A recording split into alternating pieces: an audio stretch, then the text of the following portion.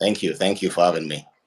Okay, okay. So, guys, if you are watching us, we are live on YouTube, right? We are live on YouTube, and the link is also on Facebook. So, guys, you can follow through Facebook and just join us on YouTube. So, if you join us, please do as well to like the video and also share it to friends and family to also watch. Um, discussed a lot of programs with me. We've done a lot of programs together on TikTok, but I decided to bring him on YouTube here so that the knowledge that he share will kind of like remain on Facebook and also on YouTube. So Doc, this is the main reason why I brought you here today. So Doc, looking at Africa recently, most African countries are moving towards Russia and China. And as somebody who know much about politics in Africa, I want you to explain to us, right, the main reason why Africa is moving towards Russia and China. Mr. Latif, you're welcome. Well, to begin with, it's something that has been really forthcoming. If you look at the geographic of Africa, in terms of resources, minerals, and what Africa as a whole has gone through for over 500 years, you look and see that this change and this aligning with Russia and China was something that was going to happen.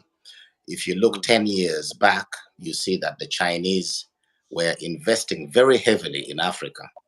And even if you look, I mean, it's just across the globe. The Chinese have, is it something of 9 trillion or 10 trillion dollars that they have put because they are trying to create this Belt Road initiative, which they have here in East Europe, going to all the way to the Saudi Arabia. They have got the Belt Road system, which they are creating in Africa, which starts from Mombasa, the port in Kenya.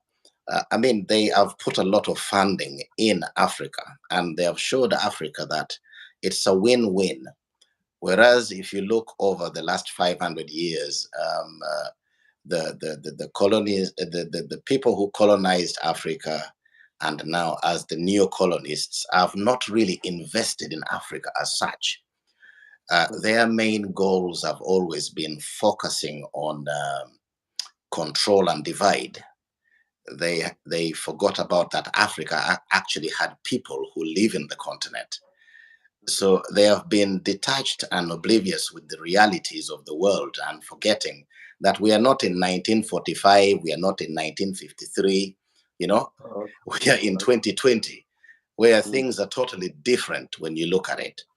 And that's where I see where it has been always the biggest problem, that they've underestimated uh, the will and the power of the African people by not investing heavily. I mean, if the West really thought about it carefully, they would have done things differently. For example, if we just go of most recent, you see the destabilization of Sudan, where it all bears the hallmarks of Western interference. I mean, these are the things Africa's had from our great leaders who have been assassinated by the West due to the fact that they wanted to stand up for Africa and unite Africa. But it's always been the game of the West is that Africa should not grow. Africa should remain where it is. Africa should just be a continent that it's looted, and if anyone speaks, they are shut down straight away. And that's why you see most African leaders have been unable to talk because of the past of great leaders that they read about and knew that were assassinated by the West. And this kind of behavior from the West has never really stopped. And the West now realizes, with its proxy war in Ukraine, that actually China and Russia are very good allies and neighbors. And they're people who Africans can relate to in terms of trade, fair treatment, um, uh, close ties, culture, tradition. You see what I mean? Um, the West has got detached from all of that, values of families and, and all these things. They are not interested in it. Whereas if you look at Asia, the Middle East, you look at Africa, there is culture, tradition, and values. You see what I mean? And the West has always tried to impose their ideology on a people who don't are not actually brought up because of culture and tradition, you see. So it's very difficult, and that's why you see Africans have thought, well, the Chinese come here, we ask them for factories, they build it. We ask them for roads, they build it. We ask them for airports, they build it. You got hospitals, schools, roads, infrastructure. They're investing. In return, they say, how would you like to pay? You give them the offer in the terms you'd want to repay that debt. Some have taken loans and are paying those loans off with their resources. The Chinese don't care what payment system you use. You Yeah. can give them, anything. They will take anything. You see what I mean? So this is where the big difference is, that they don't care about the payment system so long as you pay. And even if you default, they're not like the Americans who say, we'll come and do this, or the West who say, we'll come and do this. I mean, these are people who really, if you look, they are very understanding, because they have tradition, culture. People say, these people are the Chinese are looting Africa, they are very bad, they are going to colonize you, they are coming in it, Yeah. all That, these that, that was the talk. question I was trying to ask you. Because Yeah. some believe that the Chinese and the Russians are not different from the Western America. They will eventually do whatever the Western America is doing to us in Africa here. So this is one thing I want you to touch on. Well, I think people who are thinking like that are confused. I think they need to look at history. I think they need to look at a few examples of what China has done in its history, and what China has done in its history, and look also what the West has done in its history. Now, in terms of the China and Russian history towards Africa, it's always been positive. Whereas if you look at the West's history towards Africa, it has not been one of the best. And it's a history that a lot of people don't want to talk about in the West. You understand? But these are things that continue to carry on up to this very day. You have institutionalized racism across the board, whereby Black people still don't have the same values as their colonial masters. That is still there. Um, Africa is still treated as if it was still colonized, whereby there is no respect for Africa. Destabilization continues in Africa. Plundering of the resources continue. So people need to understand, and I believe that you have so many of our brothers and sisters from Africa who, because they are now sitting in the West comfortably, they have forgotten that actually they come from a continent called Africa. And that is a very big problem, whereby they are now as if they are blind and oblivious of reality when it comes to issues that affect the motherland. And if I mean, you can have your main heart back in Africa, and you can also have your heart where you are. It doesn't matter which country you are abroad. After all, the world at one point was just one continent, one world. There was no borders.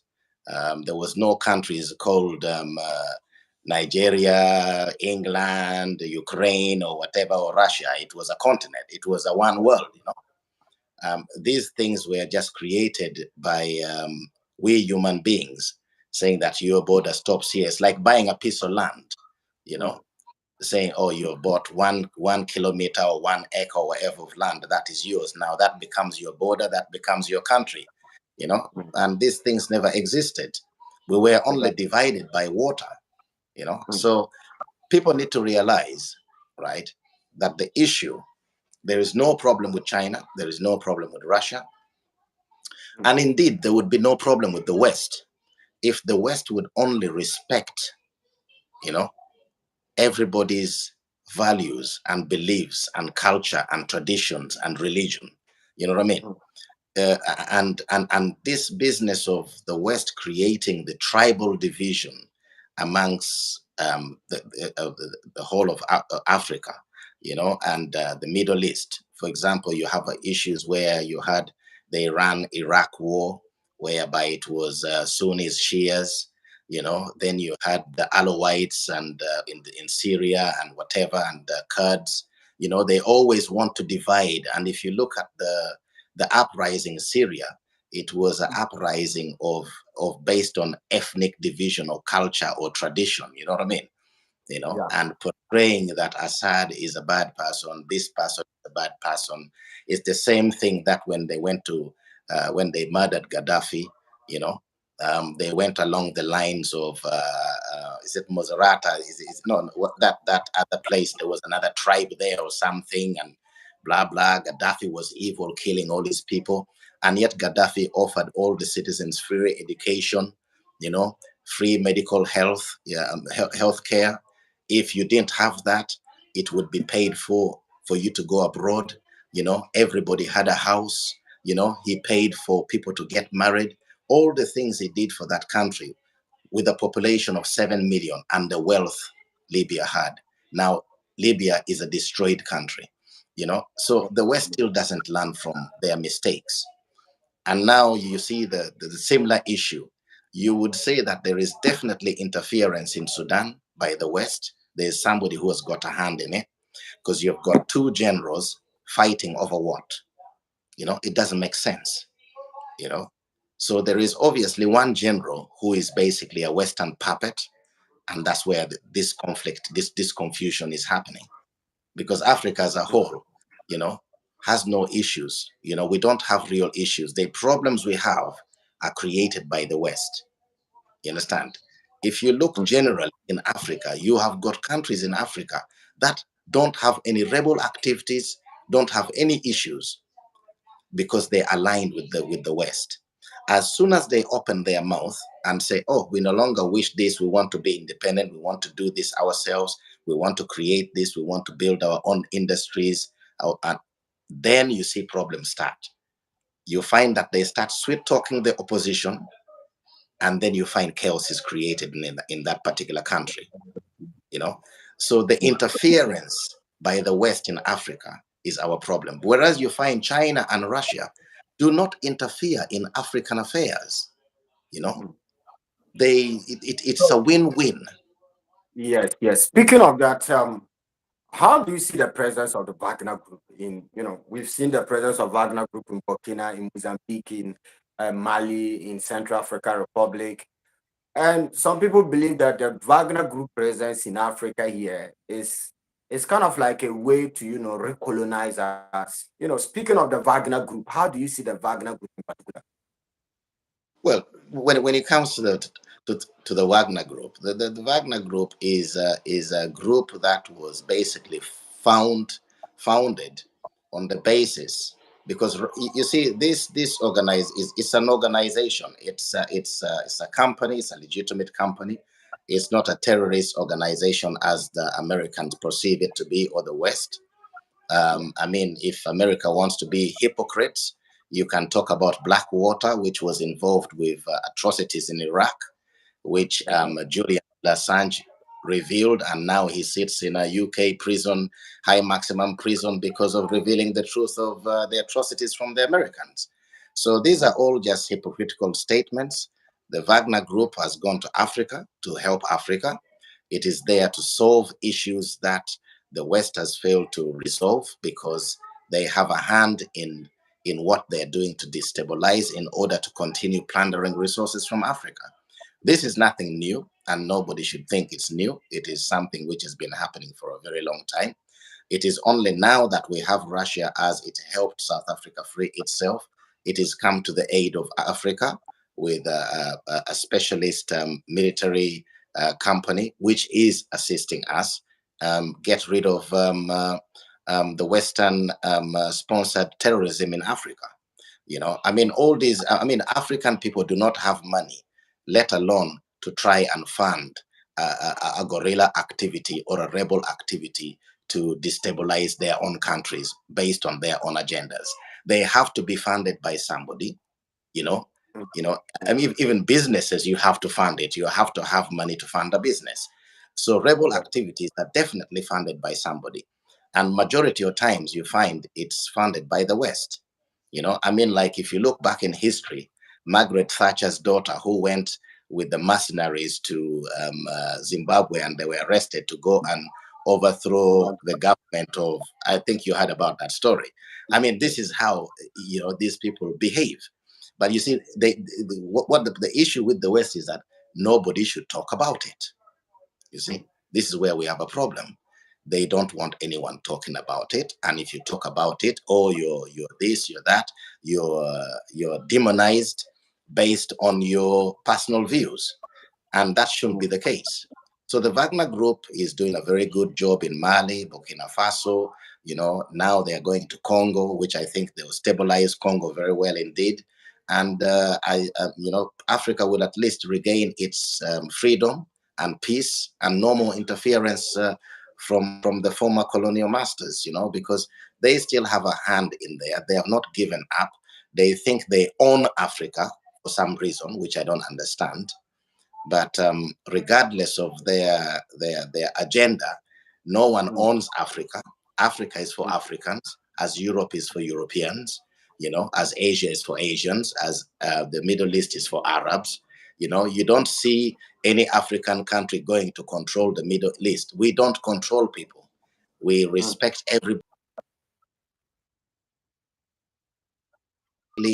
Africa is a continent that respects everybody's rights, freedoms, and values. We mm, don't impose anything on anybody. We have never colonized an inch of any country, you understand, or owned any inch of land abroad, you understand. mm. We Yeah. have always remained in Africa. We always stayed there. you know for example, I mean, if you look, you find that America has land in another continent or another area, and is part of America. How do you own land in Africa when you're not in Africa? How do you own a country in Africa when you're not in Africa? Yeah. You know, it Interesting. doesn't make sense to me. You know, you find the British own the Falklands. The Falklands is in Argentina. Argentina Mm, is where? South America. How do mm, you say you own that? And then they're like they own Jamaica. Jamaica is in the Caribbean. How do you own part of England? I mean, these are all things from back in the days when England was an empire. They colonized and they took countries and called it their own. You know, mm, and this is why I don't understand where when people start saying, "Oh, Wagner Group is going to come and do this. They are stealing your minerals." I mean, if you recall this guy who said that Mali is paying the Wagner Group company with gold because I remember. they have the money to pay them. So that is the same thing what Russia does, Mm, and mm, it tells you what how do you want to pay. It is up mm, to you how you want to pay. You know, mm, so if you want to mm, pay in oil, you pay in oil. You want to play in copper, you pay in copper. You want to pay in diamonds, you pay in diamonds. You want to pay in gold. The decision is up to you how you want to make that payment. You want to pay in cash, they are fine with it. You know, Doctor, they, so if I understand you right, yeah. the Wagner Group, they are mercenary groups who they just work for you, then they take their money and go their way. They have no interest in your internal politics. Whatever you do in your country is none of their business. If I understand you well, this is what you're trying to say, right? Yes, Wagner PMC is Mm, basically a business company. You mm, call them for their services. You know, yeah. Mm, they are there to do a job. They are not to plunder. They are not there to plunder your resources. They are not there to recolonize you. You know, mm, it is a business. They come, you tell them what the job is, they give you a price, you work out what the payment system is, they come, they accomplish that job for you, you pay them, off they go. It's a job. It's like a self-employed company. You know, mm, it has mm, nothing to do with the Russian government, although the Russian government knows what it's doing. It has its own military planes. It has its own military transportation planes. It has its own army. It has its own weapons. It is basically a full-fledged army that has elite special forces only. They're not this regular army that you find. These guys are elite special forces. And when they go into a country, they will make sure your problem is resolved. And they have not been defeated in any area, because they have all the technology that they need to secure or to accomplish that job. So it's like you find a tradesman with all the tools to do the job. That's what the PMC Wagner Group is. And that's what it is. And they're not a terrorist organization, and no one should label them as that. Interesting. So guys, if you are watching us, make sure to like the video and also share it to friends and family. In fact, I really admire your knowledge very much, Doctor. In fact, whenever I hear you, even on other platforms, I come to listen to you because of the in-depth knowledge of Africa geopolitics that you have. So now, this will be my last question before we close. Looking at Congo, we know that Congo is the heart of Africa. Congo has a lot of resources. In fact, the richest country on earth here in terms of resource. And I know that you know much about Congo, right? Can you really brief us about Congo, where the problem started, and why Congo is still not yet developed, or Congo is still, we have, just like the other day you told me, we have over 200 rebel groups in Congo. And this country has not been able to develop despite having all the natural resources on earth here. And just like you said, Congo is now aligning themselves with the Russians. So can you really brief us about the Congo story? Well, you see, you see, the issue with Congo is like this. This issue with Congo dates back from the murder of Patrice Lumumba by the Belgian monarch. And at that time, you had Mobutu Sese Seko standing there smiling because they had promised will be in charge of Congo, maybe even in charge of the whole of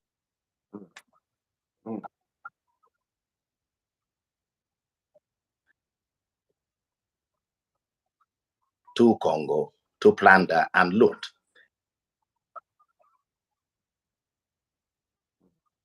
America was there, the big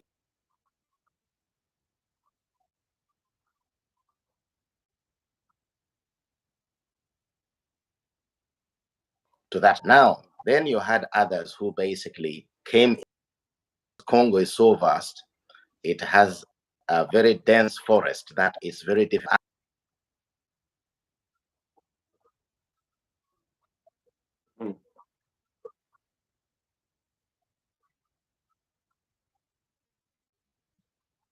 And most of these rebel groups are sponsored by the West. You understand? In order to create, to leave the country, right, with insecurity, and that insecurity in neighboring countries, you see what I mean? When you have a country over 200 active rebel groups,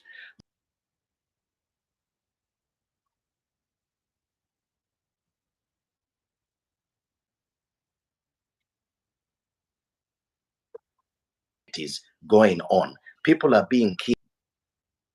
The UN was founded in order to stabilize, stop wars, help in farming, assist across.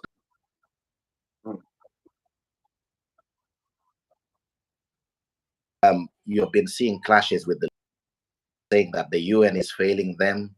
The UN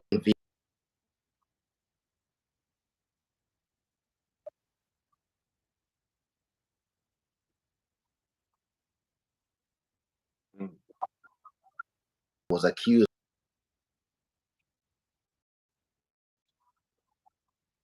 because you have a multinational UN force in crisis of a lot of countries, Asian countries, even African countries in there, But that the UN was sent there basically to protect the looting. That's all the UN is there for, And of recently, if you look, before all that issue, we had an African force which was there, led by the late Robert,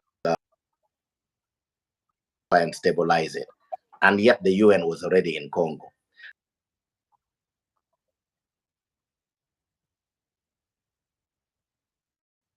Stabilize it, you know.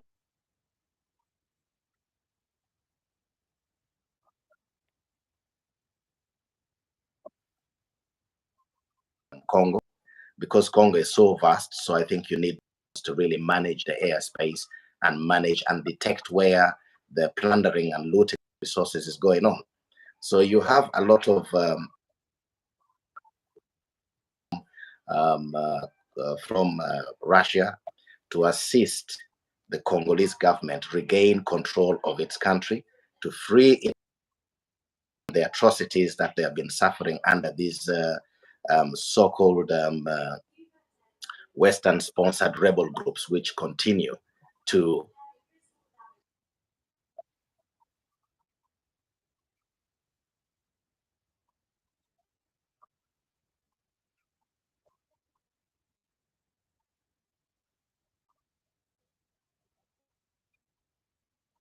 the West does not have any duty of care for Africans, and it's our lives do not matter. I mean, these are the similar things you see being repeated.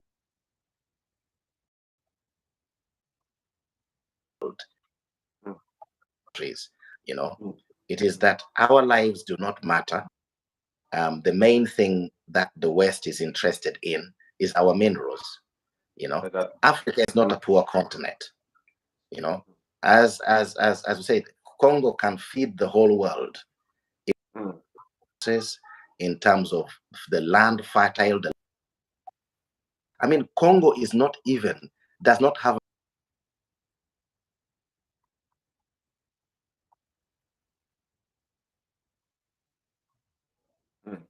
when you look at it, and the reason all that has failed to occur is because of the rebel activities to maintain that, to get the economy running, remain stagnant. You know, and this is where the problem is. The whole of Africa is just become like corrupt our leaders, steal what they have to steal, off to their countries, live. They come with their NGOs, UNICEF, USAID, and continue.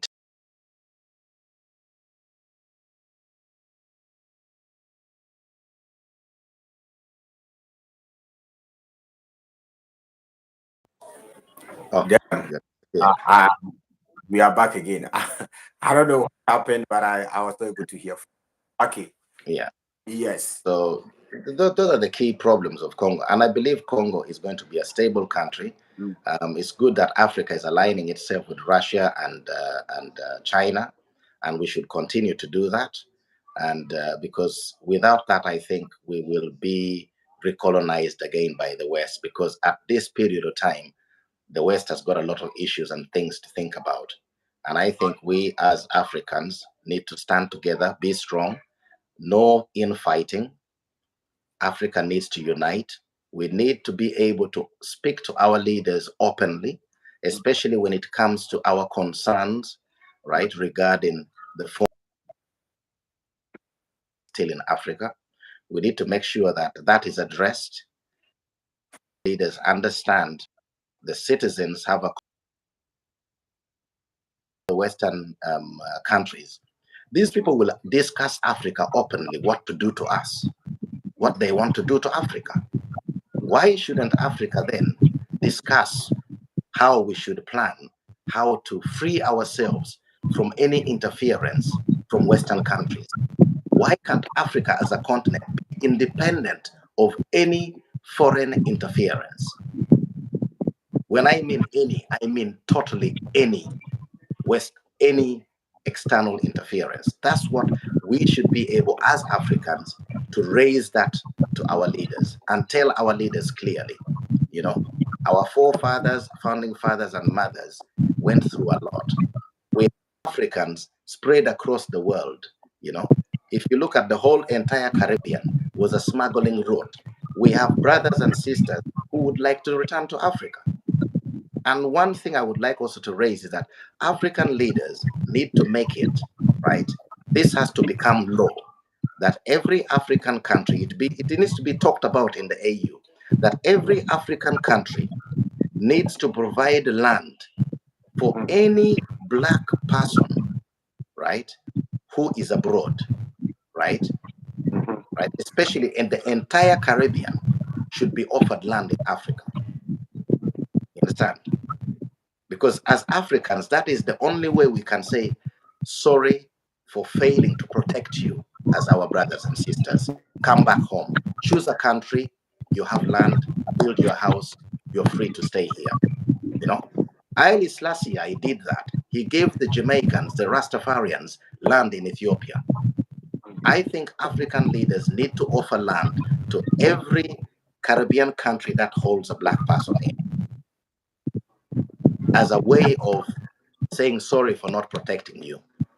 Although it was because it was beyond our, countries fought, people fought to protect their loved ones, but we were hunted. People were hunted, you know.